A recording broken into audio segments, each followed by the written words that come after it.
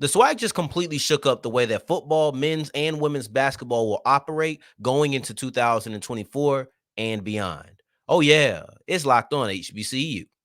Play my music.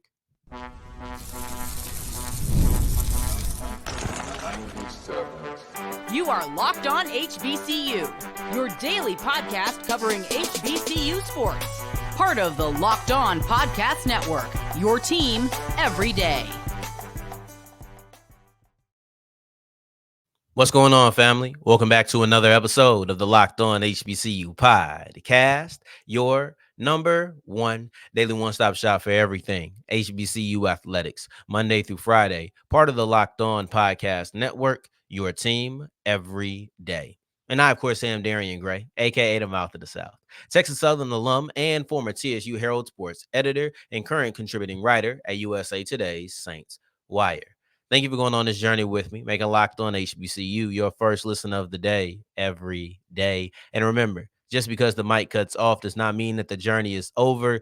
Just means it's time to follow me on Twitter at South Exclusives. Starts with an S and ends with an S. Today's episode is brought to you by FanDuel. Make every moment more by going to FanDuel.com/locked on. And I understand the sports stop sporting the way that we like them in the fall, but you still have some things you can put some money down on, such as WNBA and MLB. That being said, during this slow part of the year, we're looking at FanDuel giving every single customer a boost or a bonus every single day. That's right. Everyone, every day, all summer long gets a bonus or a boost from FanDuel.com/locked on. We'll wrap up today's episode with a look at Caleb Snowden's Olympic fate, because though he did really well at Olympic trials, his fate still is in limbo, and we really won't get the answer until tomorrow, July 2nd, for those who maybe aren't listening on the day that this drops. That being said, I appreciate y'all waiting,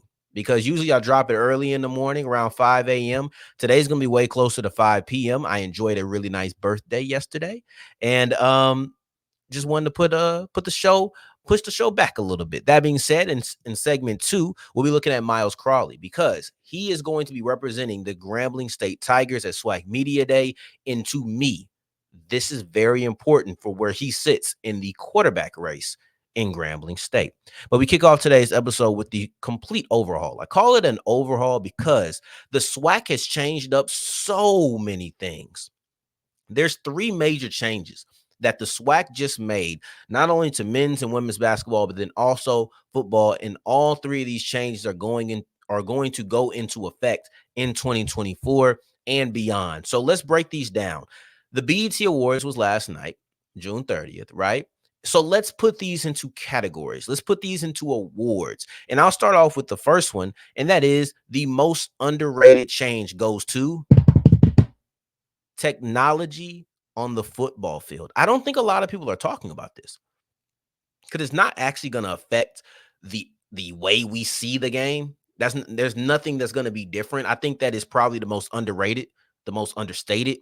One could argue the most innovative, right? I'm not going to push it that far. I think underrated and understated are probably the best adjectives, but I'll tell you what the most appropriate adjective is, because I don't know if people, oh, it's not underrated, or it's not, people, maybe you see different things than I did. This is my personal favorite. The award for the personal favorite change goes to technology on the football field, because I personally believe that college should be a seamless transition to the professional level. That's how I view it. You know, with college having the whole stop after every first down that they have eliminated now, but when they had that, it was cool because I was young. I didn't have this mindset of, oh, let's see how this transitions. Like, that wasn't even in my brain when I was young like that. Secondly, I think it was also pretty good because it did make the college game unique. And though you want a seamless transition, there are certain things about the collegiate game that should make it stand on its own, or if they do, it's a bonus, right? Like in basketball, there's 2 20-minute halves. There's no quarters in men's basketball. I think that is something that is unique about the collegiate game that you don't see in the professional game. But most of it still helps you transition. Now, all of this transition talk and all of that, right? What does this really mean? To me, what this really means is when you look at, well, actually, let me read the technology so you can actually know what I'm talking about before I just talk all the way around it. This is a quote from the memo that they released last week. Um, the conference office will provide cutting edge technology via sideline tablets beginning with the upcoming 2024 season. Teams will have the option of using tablets to view in game video. Tablets can be distributed on the sideline, locker room, and coach's booth to study the game broadcast feed, as well as camera angles from a team's sideline and end zone. So you see this all the time in the NFL, right? And this is why I love it. When you look at what the collegiate game is doing right now, this is not just the SWAC. The collegiate game is now allowing for tablets on the sidelines, and the SWAC is taking advantage of it. And I love it because when you're watching a professional game, pick whoever your team is. When they have a play, typically a bad play, you'll see the quarterback over there looking down at the tablet. He's with the coach and he's going over the game.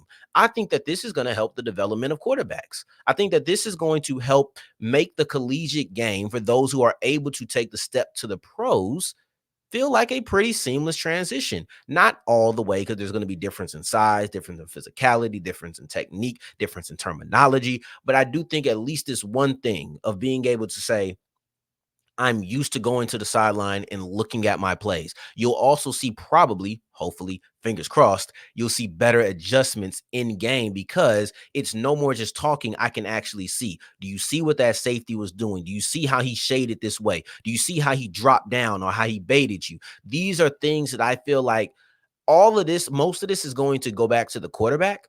But for me, I just love this change mostly because it makes it feel like the pro game. And I'm a pro guy. Like, I'm just going to be honest with y'all, right? I am a professional football guy. That is where I found my love first. So for me, this is definitely a favorite. But let's push forward to something that's not as advantageous, right? Because this is the biggest gamble. Women's basketball is now going to stand on its own for one day out of the week.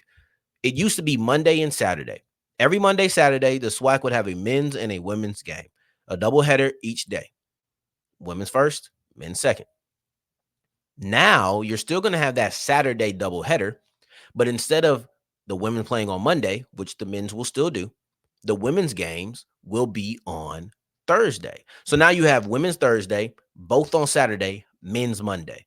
That's the way the SWAC schedule will play out. I think that this is a huge gamble. And if the SWAC doesn't really lean into this, and I don't even know if the SWAC as a conference can do it, except for putting pressure on the universities, but the universities have to do this. If the schools do not really lean into these Thursday games, you're going to have empty stadiums. And I know we talk about women's attendance a lot, and I'm a big proponent for fighting for this, right? I want to make sure, I want to see the success of this.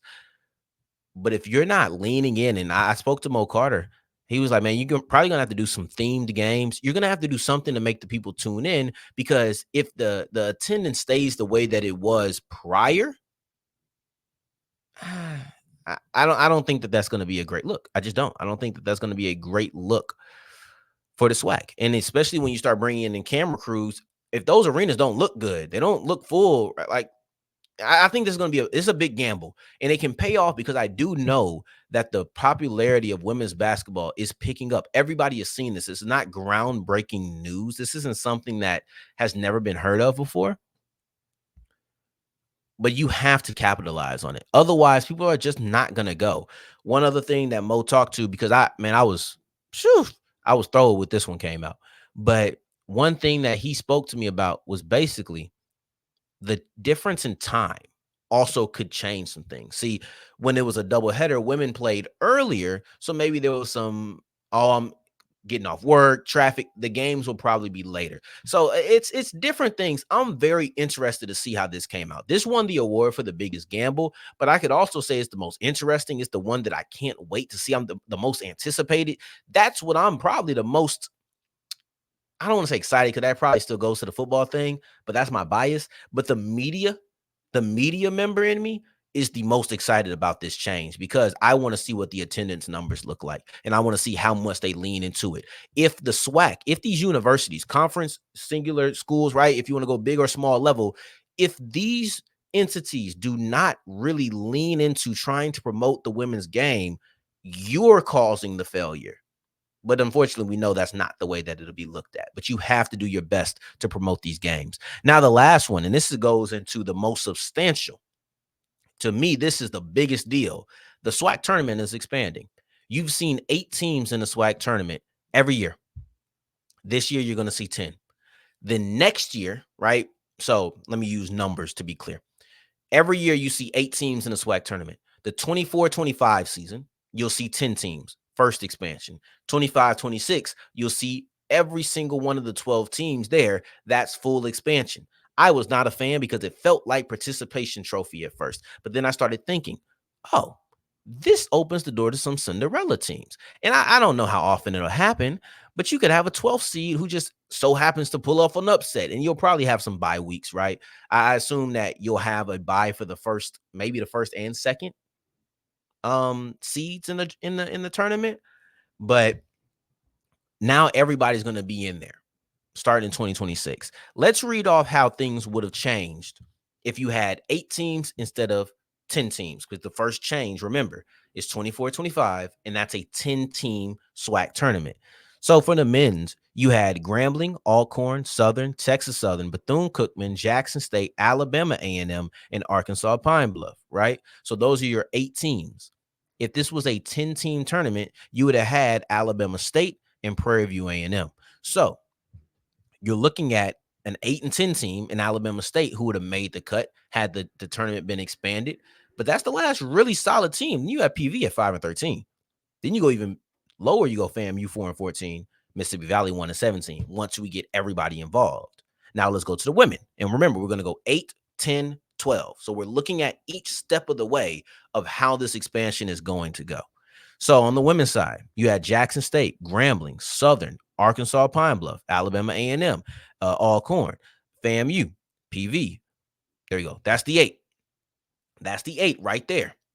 Bethune-Cookman comes in at 9th, 6 and 12. TSU, 6 and 12. Then that'll be a 10-team tournament that you would see this upcoming season. They're a little bit different than the men's side. TSU was 6 and 12. Not great. Not great at all. But PV, who did make the tournament and will always make it, they were an 8 seed. They were 7 and 11. So that little room in between is not that big. See, look, on the men's side, you had UAPB, 8 and 10, 8th seed. Alabama State, 8 and 10, 9th, just one team out. But then you go to PV, 5 and 13. That's a 3-game drop. That's a big drop off. You go Bethune-Cookman, PV on the women's side, 7-11. Then you go Bethune-Cookman, 6 and 12. TSU, 6 and 12. Those 2 teams missed the tournament by just a game. Now, I'm not here fighting for them, but that's what you would be seeing. I think that the disparity at the bottom is not as large. So you may be seeing an 8th seed that's very similar to a 10th seed. At the worst, you'll probably see an 8th seed that's very similar to a 9th seed. So this is the most substantial because you have more teams having the opportunity. Mississippi Valley State went 1 and 17. What if they got their second win in the tournament? Alabama, that's on the men's side. Alabama State went 3 and 13 on the women's side. What if they get win number 4 in the tournament? These are things that they just open the door for more excitement, more Cinderella. The things we love March Madness for are now present in the SWAC tournament. I will say this, though. I think the whole idea of this coach has a tournament berth, dead now. You can move on from that. I don't think that exists. I think that's no longer a metric of pride. It used to be, and maybe it will be after this year too when it's 10 teams. But once every single team gets involved, there's no more, oh, this coach has X amount of tournament berths on her record or X amount of tournament berths on his record because everybody makes it. So it's been devalued. That statement has been devalued. Maybe we need to have different ways to say you were a top 5 team, right? But now I just don't, shrugs the shoulders. Now, as we push forward, I want to look at Myles Crawley because Myles Crawley is representing Grambling at SWAC Media Day. And who cares? The quarterback from last year is representing the school. Whoop-de-doo, right? Because that's not a big deal to many, but to me, it says a lot about where he stands with the Tigers that I didn't quite know a week and a half ago. Today's episode is brought to you by FanDuel, and FanDuel is the official sports book of the Locked On Podcast Network. Now, I understand the sports ain't sporting like they used to. You're probably missing the NFL. You're probably missing the NBA. I get it because those are the two big sports in America. Well, number one, you got the Olympics coming up, so you can make some money on the Olympics. But then you also have the WNBA that's still in season. You still have the MLB that's within season, and maybe those aren't your cup of teas, right? Maybe you don't. You still have UFC that you can put money down on when the events come up. Shout out to my boy Pereira because he knocked out Yuri. That was a great one. Anyway, you still have these events that are occasional, but maybe you just don't want to put them down. Maybe you're a football basketball guy or a football basketball girl. That's okay. Because with FanDuel, you can put some money down on the futures. You can put money down on week one matchups today, right now. And with FanDuel, understanding that the biggest sports aren't in at the moment, they still want you to have a boost and a bonus every single day. For new customers, for old customers, anybody who has FanDuel, all you have to do is go to FanDuel.com/locked on. You go to FanDuel.com/locked on to make every moment more, and you'll be able to take advantage of the daily boost that is available to every single user. So go to FanDuel.com/locked on. That is FanDuel.com/locked on. As we continue rolling on today's episode of Locked On HBCU, I appreciate you for making this your first listen of the day every day. And for your second listen, make sure you're checking out Locked On Sports today. I'm a little late today, so maybe you're listening to me a little bit later. I still appreciate your patience. That being said, it's going to be something completely different than you're used to on Locked On Sports today after me. So go ahead and go to Locked On Sports today and subscribe. Locked On Sports today, the entire thing. Now, Myles Crawley representing Grambling at SWAC Media Day may feel like a little thing to you, but this is a big deal to me because this is a sign that he will be the starting quarterback in 2024. To me, that always should have been the outcome, but that outcome did come into doubt because is this an absolute, first off, this is an absolute guarantee? No, this is not an absolute guarantee. He could easily be the representative here and end up being the backup quarterback in a couple of months. This does not guarantee a thing. But what I will say to you is that, in my opinion, I wouldn't, the way I operate, I would not put Myles Crawley out there unless I knew he was going to be my starting quarterback. Because this is a representation of your team. To me, you bring an offensive player and you bring a defensive player. Preferably, you bring your leaders on that unit. And your quarterback is 9 times out of 10 the leader of your unit. But guess what? I've said it before. I don't think that SWAT quarterback play is as solidified. I said it to Gerald, and one day we got to go through it. I don't think that there's that many guys you like, oh, yeah, they're going to be the guy. I think there's a lot of battles going around. And I didn't think that Grambling should have been one of them. But everything I've heard over the offseason is that Grambling is one of those battles. So now when I look at the SWAC Media Day attendees, Myles Crawley, Andrew Body, the only quarterbacks who are going to be there. What does that say? We know Andrew Body got his job. We know it was going to be no competition.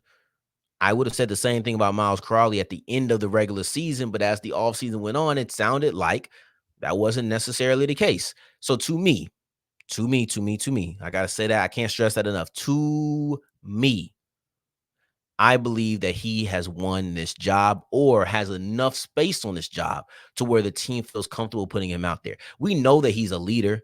We know that. And I was kind of concerned that he was going to get the short end of the stick. I feel like some people think he got that in Alabama State. I feel like he should have had the opportunity there. And I hate to paint him as a victim by saying you get the short end of the stick, but that's kind of what it felt like. Hey, Myles Crawley, you probably should have been Alabama State quarterback. They wanted to go a different direction. All right, cool. You're going to go a different direction. Now you're at Grambling. And I think you had a solid first season. I'm not saying he was an offensive player of the year type of guy, but I did think that he had a good first season. And with that good first season, now you can go into year 2. Mind you, this was his first year ever starting. So this was supposed to be a building block. But then Mickey Joseph comes in. And I don't criticize him. As a new head coach, you have to make sure that you are taking every single precaution. As a new head coach, you have to make sure that every single stone is turned, right? Yeah, leave no stone unturned. You have to make sure you do all these stupid cliches that I'm trying to quote right now. You need to make sure you do that, and the quarterback is not exempt. So if you look at the quarterback and you're not as sold as I was, that's fine. You go ahead and make that a competition. You go ahead and bring him in somebody to compete with. Did I think it was necessary? No. I just think that Myles Crawley is a solid quarterback, and I think that he would be good. And I think he'd be well served with a first year under his belt. Now he's going into year 2, and I think he should be much better. I do respect Mickey Joseph for covering all his bases, though. That's just the way that I look at it. They clearly didn't agree with me. They clearly didn't agree with me, and they did what they felt like they had to do. I think that Crawley came out victorious because if he wasn't, if there was any sort of uncertainty, then wouldn't you just pick a different player to represent your offense? Now, granted, Myles Crawley was a part of the coaching search. He was one of the people who voted on bringing Mickey Joseph in. I was a part of the committee that brought Mickey Joseph in. So we know that he is trusted. We know that he is a leader. So putting him on this type of event makes a lot of sense. Makes a lot of sense, right? So we'll see where this goes from here. I'm very interested. That being said, I don't know if it's a forever thing. I don't think that Myles Crawley is necessarily safe. There's a reason that they brought in somebody to compete with him, and they saw a year of what Myles Crawley looked like. If Myles Crawley struggles at points during the year, I don't think they'll pull him with a quick trigger, but I think that is always a possibility. I genuinely do. And I hate that, but I think that is genuinely a possibility. Now, pushing forward, talking about limbo, right? We speak about Myles Crawley and his quarterback situation. I think is a little bit more solidified, but Caleb Snowden, the UAPB high jumper, it's not solidified at all on whether or not he'll be going to Paris. Let's break down why his future is still in limbo, despite doing very well at the Olympic trials.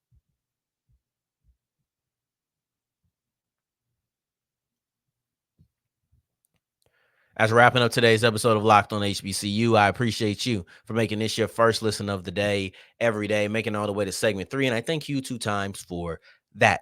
Thank you. Thank you. Caleb Snowden's Olympic fate is in limbo, despite the fact that he did very well. I mean, exceptional at the Olympic trials. The UAPB high jumper, he's had a really good outdoor season, right? He jumped a 224 at the indoor championships, the NCAA indoor championships, and he smoked the rest of the competition. He's never finished lower than 3rd at any outdoor meet. He's been on fire all year, right? What I appreciate about him the most is that he's risen to the occasion when it mattered the most, right? Because there's different levels of importance of a game. The people who rise to the occasion on the Super Bowl are the ones who are remembered.